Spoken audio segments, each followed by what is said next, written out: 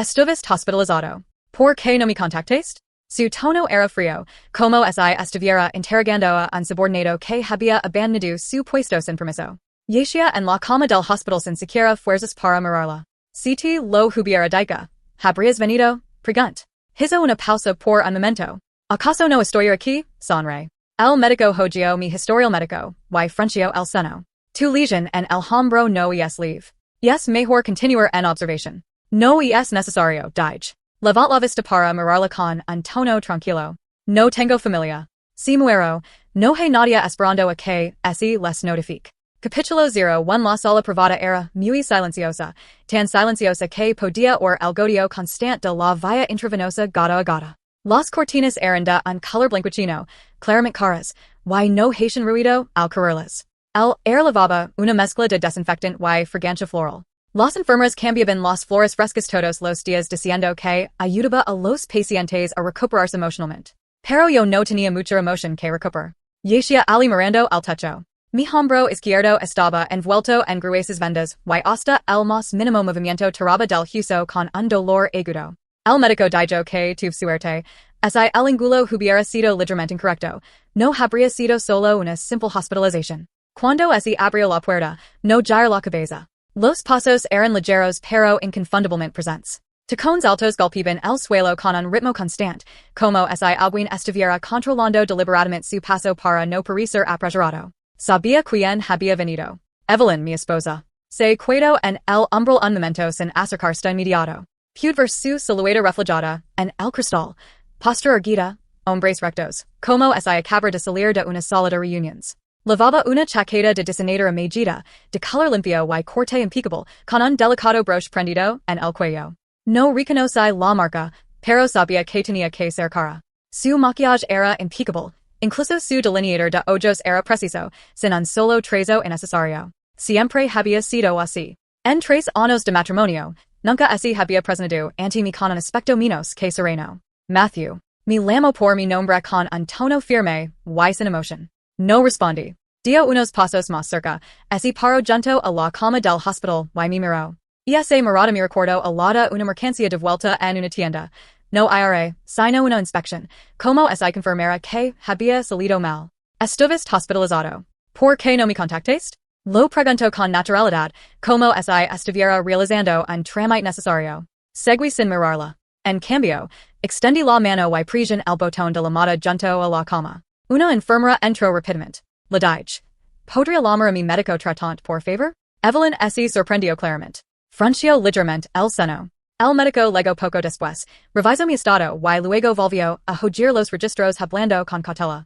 Señor, su estado actual no es adecuado para el alta inmediata. Necesitará al menos unos días más de observación. Quiero que me den el alta ahora, dije. El médico vaciló y miró a Evelyn. Ella estaba ali de pie con los brazos a los lados, sin responder, como si esperara que yo explicara. Pero no tenía intención de explicar. Pero su lesion, el médico intentó persuadirme. No tengo familia. Interrumpí con un tono tranquilo. Si algo sucede, no hay a quien avisar. La sala quedó en silencio durante 2 segundos después de esas palabras. La expresión de Evelyn finalmente cambió. No era culpa ni preocupación, sino una ofensa severa, como si la hubieran ofendido personalmente. Claramente no esperaba que yo dijera eso, y mucho menos que lo dijera delante de otros. Matthew bajó la voz. ¿Tien sentido decir algo así ahora? Solo entonces giró la cabeza, y la miró. Sus ojos eran hermosos, claros y penetrantes, con la confianza de alguien acostumbrado a la autoridad. La primera vez que la conocí, fueron esos ojos los que me atrajeron. En aquel entonces, acababa de ser nombrada vicepresidenta de la empresa, de pie en la sala de conferencias con todos mirándola. Incluido yo. Ahora, al mirarla de nuevo, solo me parecía uno extraña. Estoy afirmando un hecho, dije. El médico se quedó de pie incómodamente a un lado, claramente incómodo, y solo pudo proceder con el protocolo, entregando el formulario de confirmación de alta. Tomé el bolígrafo, y firmé página tras página.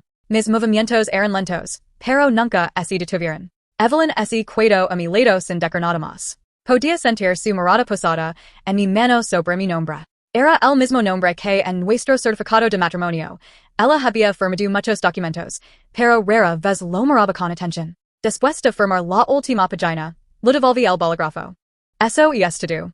El médico esencio, dio algunas instrucciones y luego salió de la habitación. Capítulo 2 tan pronto como se cerró la puerta, el aire se volvió tenso al instante. ¿Qué estás tratando de hacer? Dije finalmente con tono cargado de impaciencia. Te lastimaste y no viniste a mí y ahora estás diciendo cosas así delante de los demás.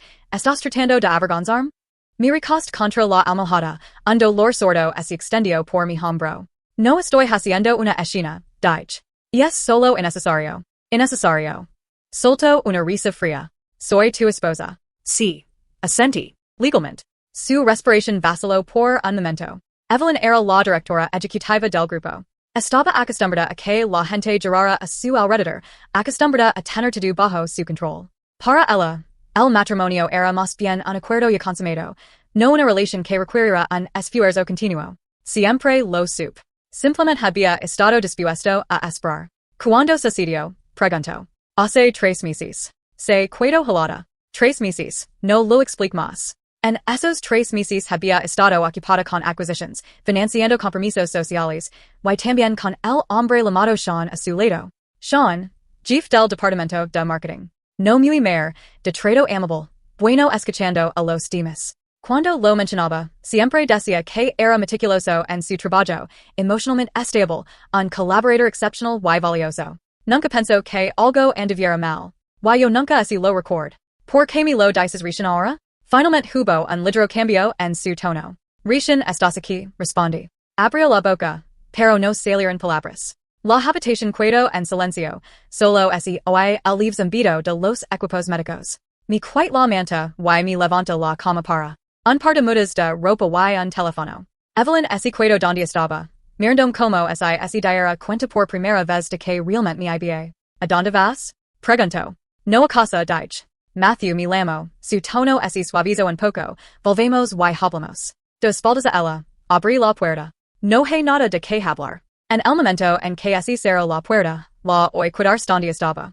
No me siguió. Las luces del pasillo brillaban. Camin paso a paso, el dolor en mi hombro agudo y real. Detrás de mí, en la entrada de esa costosa habitación privada, Evelyn seguía ali de pie. Por primera vez se dio cuenta de que algunas cosas ya no estaban bajo su control. Capítulo 3 ocurrió en una noche muy común. Originalmente, solo iba a reunirme con un cliente en un antiguo distrito industrial en la parte sur de la ciudad. Esa zona acababa de ser demolida. Varias farolas estaban rotas y el suelo era irregular y lleno de baches. El cliente cambió la hora en el último minuto, así que esperé 20 minutos más. Fue durante esos 20 minutos que algo salió mal. Algo me embistó por detrás. Instantivamente, intento cuerlo y mi hombro golpeó con fuerza contra la barandilla. El borde afilado del metal se clavó en mi carne. El sonido fue sordo, no como un impacto, sino más bien como un hueso siendo presionado con fuerza. Cuando caí al suelo, mi primera reacción no era dolor, sino que mi teléfono se me había resbalado del bolsillo. La pantalla seguía encendida. Me arrastra hasta ali y lo recogí con las manos temblando. Lo primero que hice fue llamar a Evelyn.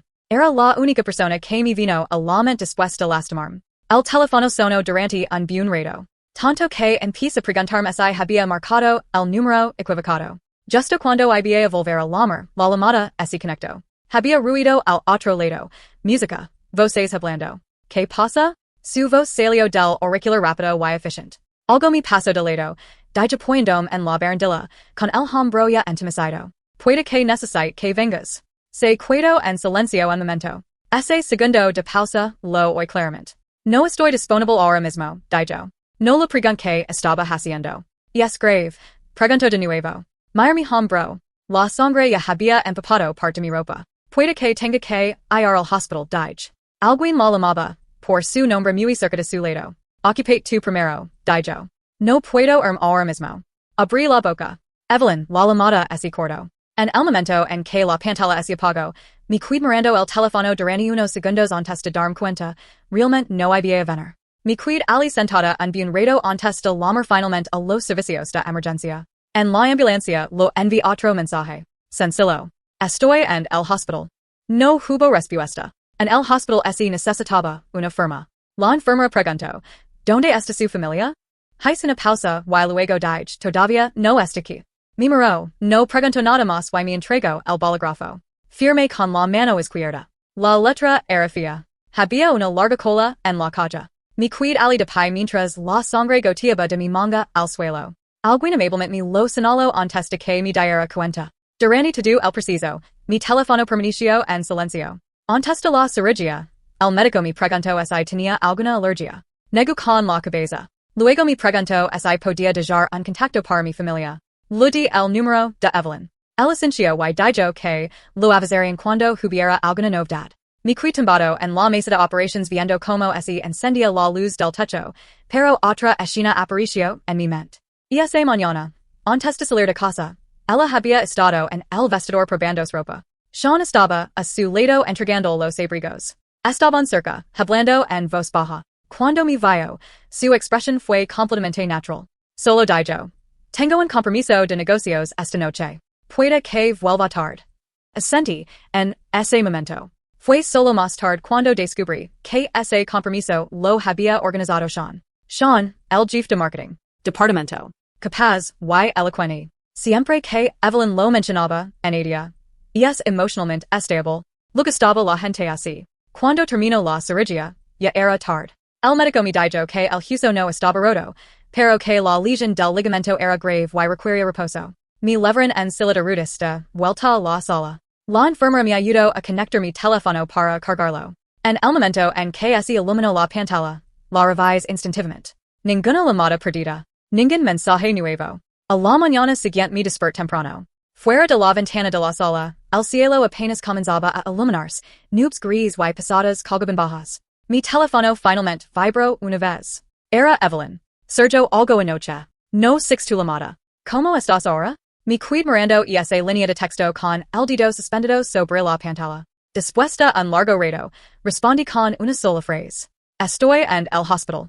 No volvió a responder. Al mediodía la emoción. Su voz era, como siempre, suave y preocupada. Evelyn me contó que te lesionaste. ¿Cómo estás? Me sorprendió un poco. ¿Cómo lo sabes? Ella lo mencionó anoche, dijo. Quería venir antes, pero he tenido demasiadas reuniones hoy. No respondí. Continuó. No pienses demasiado en ello. Últimamente ha estado bajo mucha presión. Había escuchado esa frase más de una vez. El día antes de que me dieran el alta, el médico sugirió que me quedara 2 días más en observación. Me negó. La razón era simple. Nadie me estaba esperando. Mientras empacaba mis cosas, abrí la lista de contactos de emergencia. El nombre de Evelyn estaba en la parte superior. Lo miré fijamente durante unos segundos y luego pulsé por. Apareció una solicitud de confirmación. Pulse confirmar. En ese momento no sentí ira ni resentimiento. Solo una clara comprensión. En su vida yo ni siquiera ocupaba un puesto. No era que no lo importara nadie. Simplemente no lo importaba yo. Capituló fue cuando salí del hospital, la luz del sol me pareció un poco cegadora. Mi père en la entrada y lame a un coche para mí. Mi teléfono vibró de nuevo. Evelyn envió un mensaje de voz. Cuando termine con este periodo agitado, tendremos una conversación adecuada. No pulse para escuchar. Volví a guardar el teléfono en mi bolsillo. El sonido de la puerta del coche al cerrarse fue suave, pero cero. Complementé el paso del tiempo afuera. El día que me dieron el alta no fui a casa. El coche se detuvo en la entrada del complejo residencial. Pague, pero le dije al conductor que siguiera. Mi hombro todavía me dolía, como si me recordara que no volviera a ese lugar. Encontré un hotel cerca de la empresa. La habitación no era grande, pero estaba limpia. La recepcionista me preguntó si quería registrar un contacto de emergencia. Dije que no. Solo cuando se cerraron las puertas del ascensor me di cuenta de que la tensión que había estado acumulando comenzó a aflojarse lentamente. Al día siguiente fui a trabajar como de costumbre. Mis colegas vieron la ferla en mi hombro y me preguntaron qué había pasado. Dije que me había golpeado con algo por accidente y el tema terminó allí. Nadie insistió, y me alegré del silencio. Evelyn notó que algo andaba mal la tercera noche. Ese día trabajé horas extras hasta tarde. Mi teléfono vibró varias veces. No lo revisé. Solo después de regresar al hotel y dejarme lo abrí. 3 llamadas perdidas. Todas de ella. Y un mensaje. ¿Por qué no has vuelto a casa estos 2 últimos días? Mir el mensaje y no respondido inmediato. No era que no supiera que había estado hospitalizado, simplemente había asumido que después del alta volvería solo. Como antes, ordenando la casa y esperando a que apreciara cuando tuviera tiempo. No acció según sus expectativas. Media hora después volvió a llamar. Contest. ¿Dónde estás? pregunto directamente. Fuera, dije. ¿Dónde exactamente estás fuera? Su tono tenía un toque de impaciencia. Estás herido. En lugar de quedarte en casa. ¿Por qué andas de un lado para otro? No lo explique. He estado ocupado estos últimos días. No he podido atender, continuo. No te emociones. En el momento en que dijo eso, supe que no se había dado cuenta de donde radicaba el problema. No lo estoy, dije. Se quedó en silencio un momento. Entonces, ¿qué quieres decir? No significa nada, dije. Simplemente no tengo ganas de volver por ahora. Pareció que así le quebró la voz por un instante. Vuelve primero. Hablaremos en persona. Otro día. Después de colgar, dejé el teléfono a un lado. A la noche siguiente, al regresar al hotel después del trabajo y justo al entrar, recibí una llamada de la administración. Señor, su esposa está en casa. Dice que no puede comunicarse con usted. Lo reconocí y dije que lo sabía. Ella aún así había ido a casa. Ese apartamento lo había comprado antes de casarse. La ubicación era buena y la renovación también fue elegancia. Cuando mi mudé, todo estaba arreglado. Solo había puesto mi ropa en el armario. Ella siempre creyó que era nuestra casa. Pero yo sabía claramente que era solo su casa conmigo como un ocupante más. Evelyn descubrió que algo andaba mal cuando abrió el armario. Conocía a sus hábitos. Lo primero que hacía al llegar a casa era cambiarse de ropa. Ordenaba las cosas con naturalidad antes de ducharse. La mitad del armario estaba vacío. No todo. Solo las pocas camisas que usaba a menudo y un abrigo viejo. Se quedó parada frente al armario durante un buen rato. No me llamó de inmediato. En cambio, lo envió un mensaje a Sean. ¿Has visto a Matthew? Sean respondió rápidamente. No. ¿Qué pasa? No voy a volver a casa. Estoy ocupado con el trabajo. Esa respuesta dio justo en el clavo con lo que ella creía. Siempre había pensado que el centro de mi vida era solo el trabajo y ella. Estar ocupado con el trabajo era la explicación más razonable. Después de ducharse, se sentó junto a la cama y me llamó de nuevo. Esta vez no contesté. Empezó a sentirse un poco irritada. Al mediodía del día siguiente le pidió a su asistente que buscara mi horario. El asistente miró los registros dudando un poco. El señor Matthew no se ha quedado hasta tarde en la oficina estos dos últimos días. Se ha ido a tiempo. Frunció el seno. Entonces, ¿a dónde fue por la noche? El asistente negó con la cabeza. Por primera vez se dio cuenta de que mi paradero ya no estaba bajo su control. Ese tarde salió temprano del trabajo, y así fue a casa. La casa estaba en silencio. Las luces se encendieron una por una, pero no había nadie. Entró en el estudio y notó que el escritorio estaba ordenado. El bolígrafo que usaba con más frecuencia había desaparecido. Faltaban varios documentos antiguos del cajón, materiales de proyectos en los que había trabajado antes. Nunca los había mirado. Se quedó al de pie, sintiendo de repente una incomodidad indescriptible. Esa noche no durmió bien. Al día siguiente se encontró con Sean en la empresa. No te ves muy bien, Sean la miró. Estoy bien, dijo ella. El dudó, y luego habló de todos modos. Yes, sobre Matthew? Ella lo miró. Has estado demasiado ocupado últimamente, dijo con tacto. Dale algo de tiempo. Tiempo. Escuchar esa palabra de otra persona de repente lo oprimió algo en el pecho. Estaba acostumbrada a controlar el ritmo, solo para darse cuenta de que alguien se lo escapaba. Capítulo 5 esa noche me llamó de nuevo. Estaba ordenando documentos. Cuando six la llamada entrante no contesta inmediato. Llamó tres veces seguidas. Contest. ¿Qué estás tratando de hacer exactamente? Su voz reprimió la ira. No estoy haciendo nada, dije. No vas a volver a casa, no vas a contestar las llamadas. Esto no es armar un escándalo. ¿Qué lo es? Simplemente no he vuelto para quedarme, dije. Ella respiró hondo. Sobre que te legionaras, admito que fui negligente. Era la primera vez que cedía en este asunto. Cuando termine este periodo agitado, te lo compensaré. No respondí. La palabra compensó le salió con tanta naturalidad. Como si estuviera manejando un proyecto retrasado. Vuelve primero, dijo. Ya veremos, respondí.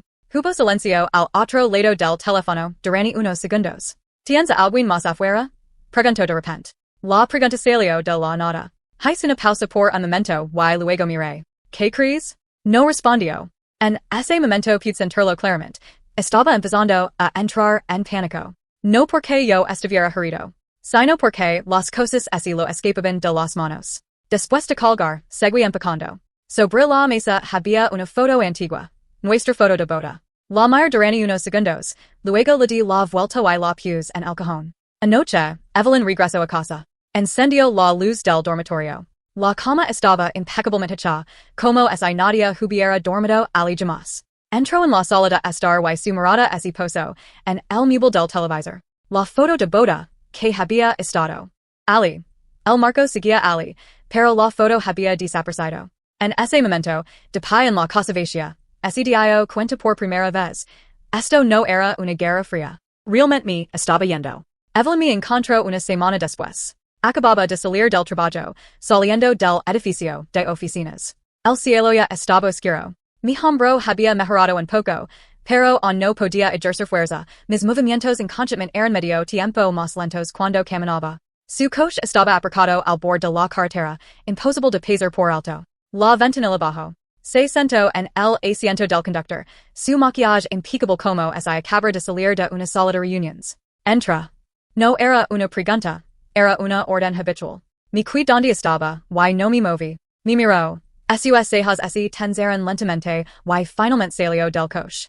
¿Piensas seguir evitándome así? Preguntó. No te estoy evitando, dije. Simplemente no hay necesidad de vernos. Matthew bajó la voz. Estamos casados. Lo había dicho muchas veces antes. En el pasado, orlo me hacía retroceder instintivamente. Esta vez no. Veniste a buscarme. ¿De qué quieres hablar? Pregunt. Me miró como evaluando mi actitud. Para aclarar las cosas, dijo. Pontado sobre la mesa. Ascení. De acuerdo. Había una cafeteria cerca, no muy concurrida. Cuando nos sentamos, el ambiente era tenso. Él pidió café. Yo pedí agua. Solo después de que el camarero se fue habló. Tu comportamiento reciente es muy irracional, dijo. No volver a casa, no comunicar, esto solo complica las cosas. Escuch sin interrumpir. Sobre tu lesión, admito que no corría verte inmediato, continuó. Pero también debes entender que en ese momento no era algo que pudiera simplemente ignorar. ¿Qué situación? Pregunt. Hizo una pausa. Un compromiso de negocios, dijo. ¿Con quién? Pregunta nuevo. Su mirada se desvió por un breve instante. Sean, dijo. Tú también lo conoces. Capítulo 6 Él estaba a cargo de coordinar con el cliente ese día. Muchas cosas dependían de él en audio. No es lo que piensas. En el momento en que dijo eso, de repente lo entendí. No lo que explicó, sino el orden en que lo explicó. Primero explicó a Sean. No a mí. Entonces, ¿crees que debería entender? Pregunt. Parecía un poco impatient. Eso no es lo que quiero decir. Entonces, ¿qué quieres decir? La mayor. ¿Estás sentada aquí ahora? ¿Estás tratando de discernir que tu elección en aquel entonces fue razonable? Se quedó en silencio por un momento. Solo espero que no leves las cosas a los extremos, dijo. Extremos. La palabra salió de su boca tan ligeramente. De repente me pareció un poco ridículo. El día que estuve hospitalizada, cuando recibís la llamada. ¿Dudaste? Pregunt. No respondió de inmediato. Cuando colgaste, ¿alguna vez pensaste en la situación en la que podría haber estado? Pregunta nuevo. Sus labios se apretaron con fuerza. Matthew, dijo finalmente. No tiene sentido dar vueltas a esto ahora. En ese momento algo dentro de mí se rompió por completo. No dolió, fue una claridad tan aguda que se sintió casi fría. Respondí una pregunta, dije. Él me miró. Ese día si hubiera sido Sean en su lugar, ¿habrías ido? Pregunt. Su expresión cambió. ¿Estás comprendiendo? Replicó. Sí, dije. Lo estoy haciendo. Estaba claramente disgustada. Es un compañero de trabajo. Es diferente, dijo. Why no expliques claramente los serios que fue ese día. Salt una risa suave. Entonces en tu mente el importa más, porque está a tu lado, dije. Why yo no.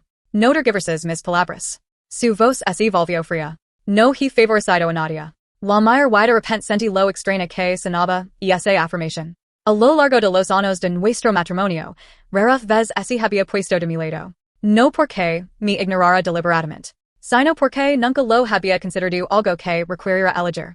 ¿Alguna vez te has puesto de mi lado? Pregunt. Se quedó paralizada. La pregunta era simple, sin acusación, sin voz alta. Sin embargo, no pudo responder. El café ya se había enfriado, pero no había tomado en un solo sorbo. Esperé unos segundos. Permaneció en silencio. En ese momento, la última pizca de expectativa en mi corazón desapareció. Ahora entiendo, dije. Levanto la vista. ¿Entender qué? ¿Por qué viniste hoy? Dije. No estás aquí para disculpar. Fruncio el seno. Entonces, ¿para qué crees que vine? Viniste para confirmar si continuaría obedeciendo, dije.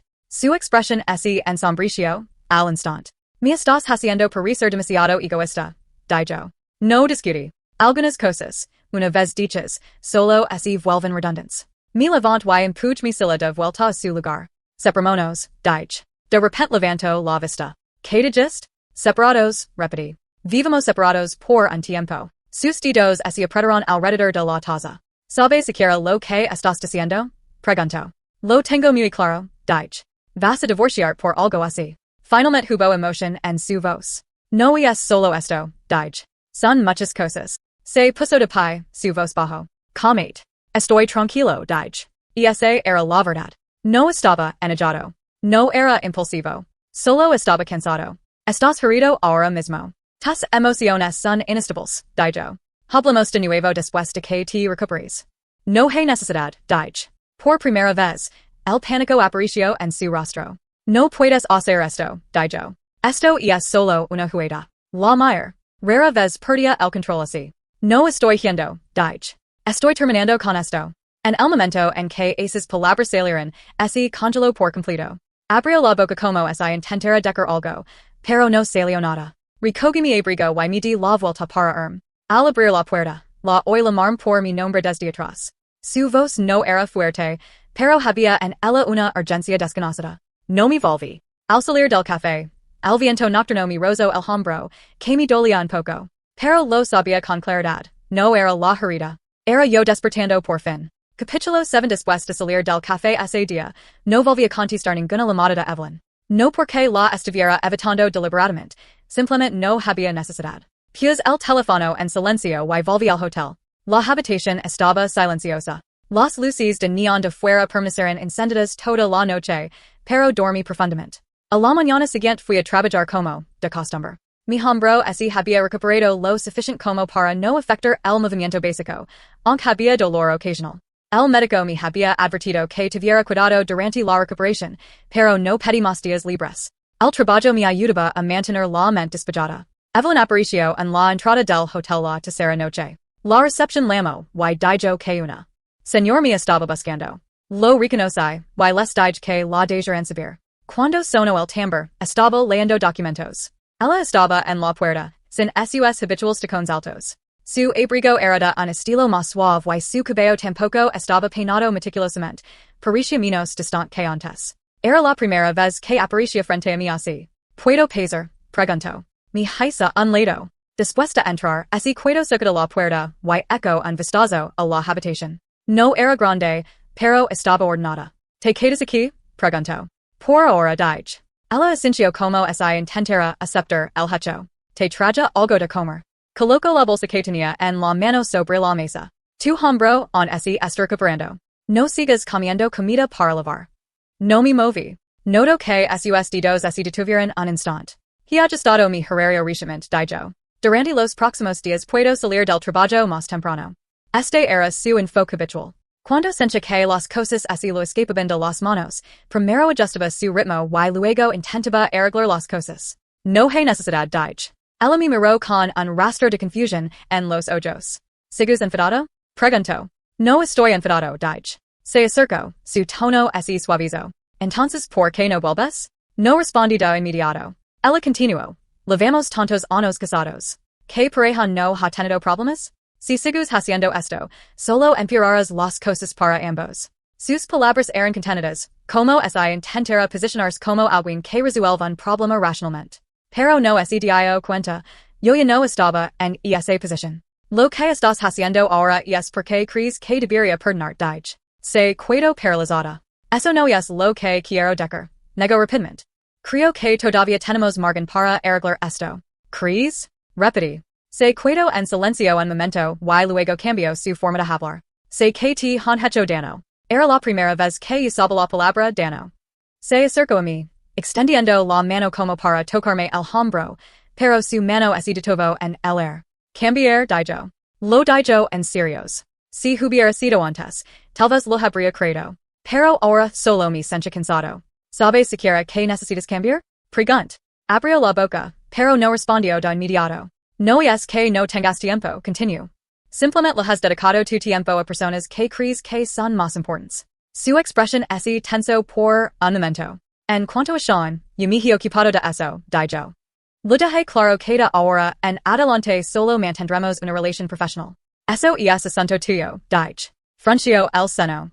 ¿No es suficiente? Si es suficiente o no, no te corresponde ti decidirlo, dije. Un rastro de urgencia finalmente ese colo en su voz. Entonces, ¿qué es exactamente lo que quieres? La mujer realmente no entendía. O más bien, no estaba acostumbrada a pensar desde la perspectiva de otra persona. No quiero nada, dije. Capítulo 8 Esas palabras la dejaron helada. Solo estás retrasando el problema, dije. No lo voy a retrasar, dije. Ya terminó. Su respiración se volvió irregular. No seas tan absoluto, dije. En tu estado actual es fácil tomar decisiones de las que te arrepentirás. No respondí. Se quedó ali un rato y luego. De repente, ese giro para sacar la comida que había traído. Colocó los recipientes sobre la mesa uno por uno, sus movimientos ligeramente desordenados. Como algo primero, dije. Has perdido peso. Su voz era suave, con un matiz de súplica que, ni siquiera el aparicio notar. Seguí sin moverme, Matthew. Finalmente, no pudo contenerse más. No puede ser así. Como lo que pedí. No hablar, no responder, dije. Esto es peor que discutir.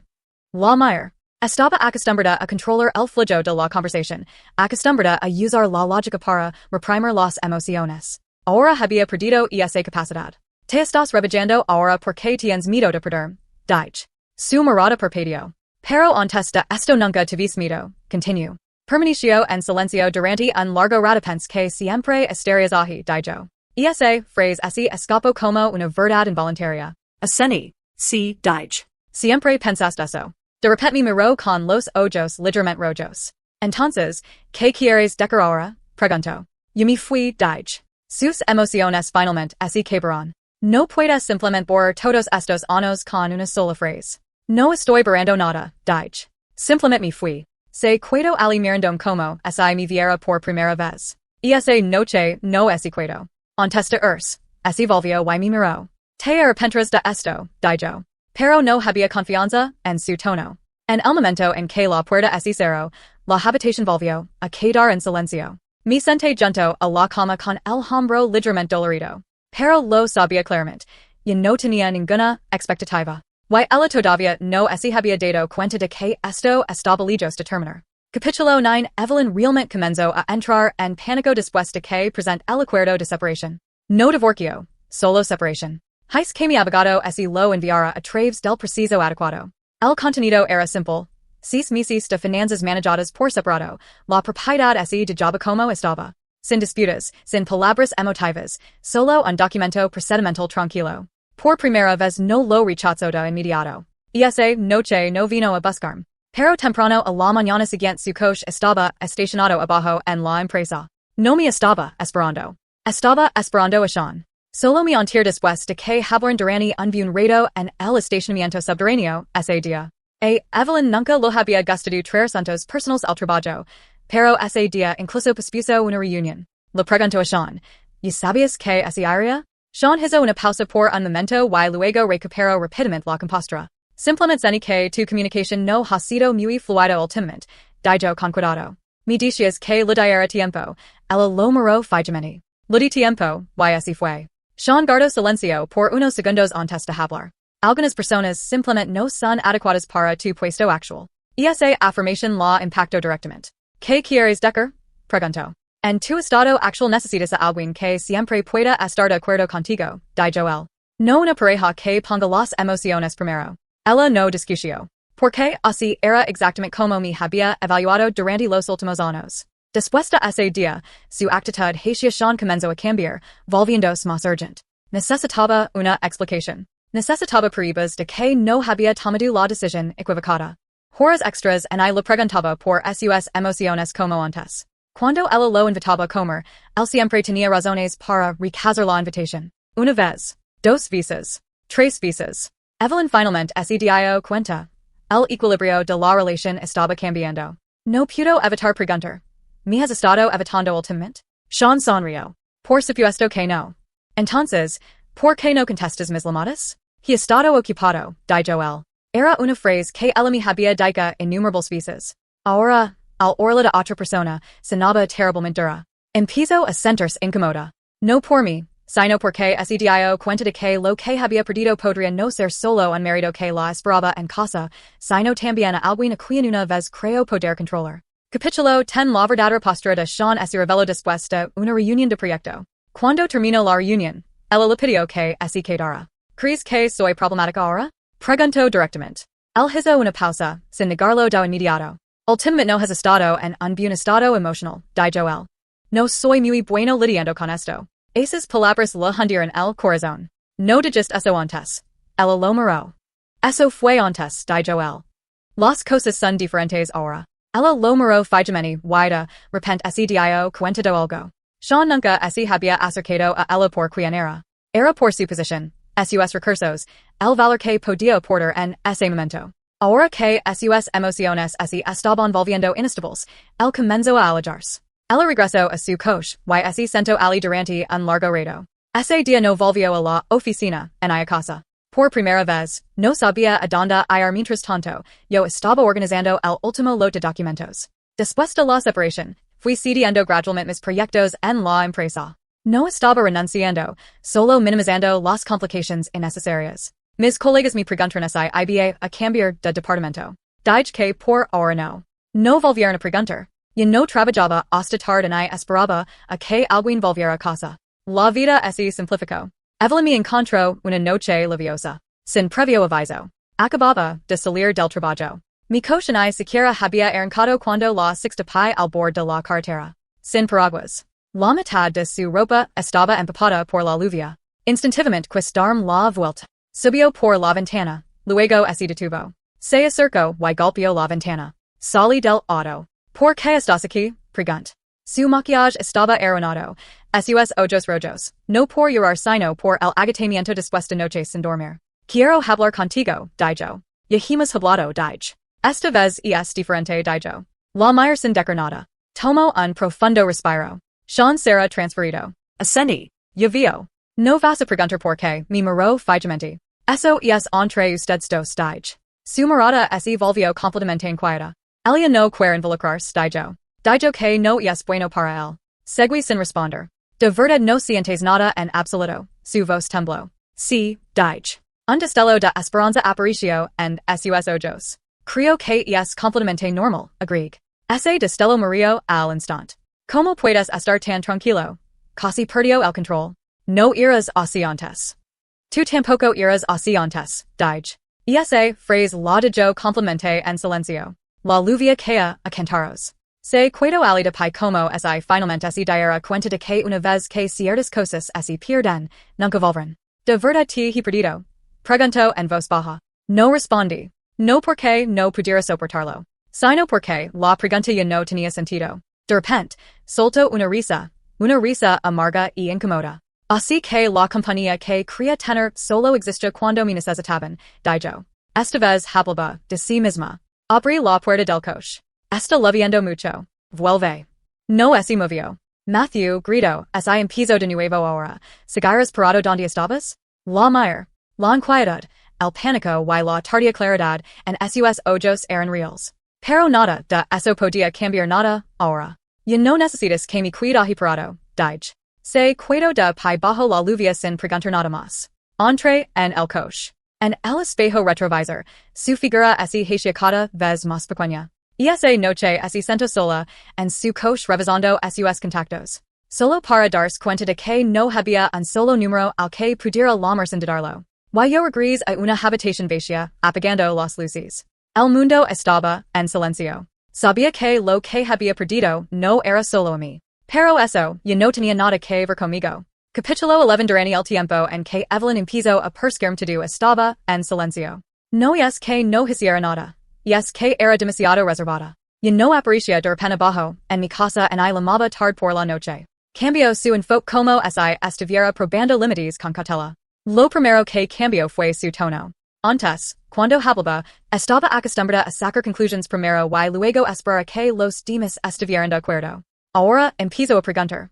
¿Has estado ocupada con el trabajo últimamente? ¿Cómo vi la recuperación de tu hombro? Estas preguntas no tienen emoción ni reproche, como si fueran extraños que acababan de conocerse. Mis respuestas fueron breves. A veces, solo una palabra. Ella no insistió. Unos días después me envió un mensaje diciendo que había arreglado todo en casa. Si necesitaba algo, podía volver y cogerlo cuando quisiera. Le respondí. No hace falta. Le costó mucho responder. Vale. Empiezo a recordar el pasado con frecuencia. No los momentos dulces, sino fragmentos tan triviales que casi nadie los recordaría. Como la primera vez que viajamos juntos por trabajo, ese enfado por un vuelo retrasado y me fui con ella en el aeropuerto toda la noche.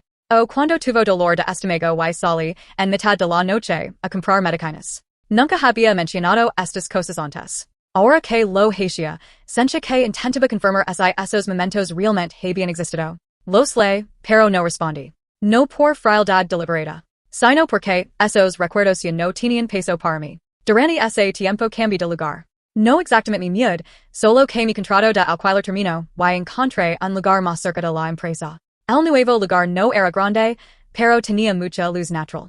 Empecé a mantener un horario regular, saliendo del trabajo a tiempo y yendo al gimnasio de vez en cuando. Mi vida así fue llenando poco a poco. No había lugar para ella, en ella. Evelyn me vio cerca de mi nuevo lugar. Ese día,